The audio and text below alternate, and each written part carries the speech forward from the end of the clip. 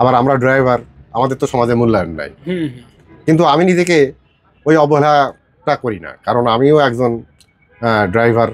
আমি সৃষ্টির সেরা জীব পরিবহন করি, তো আমিও ভুল করতে চাই না।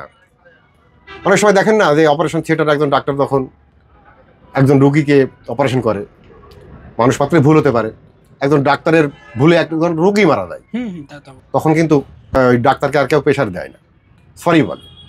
কিন্তু আমাদের সমাজে মূল্যায়ন নেই, সমাজ আমাদেরকে মূল্যায়ন না করলেও আমি নিজেকে অনেক মূল্যবান মনে করি, কারণ আমরা সৃষ্টির সেরা দ্বীপ পরিবহন করি। তো আমি যদি একটা ভুল করি, আমার ভুলে সুস্থ মানুষের প্রাণ চলে যাবে।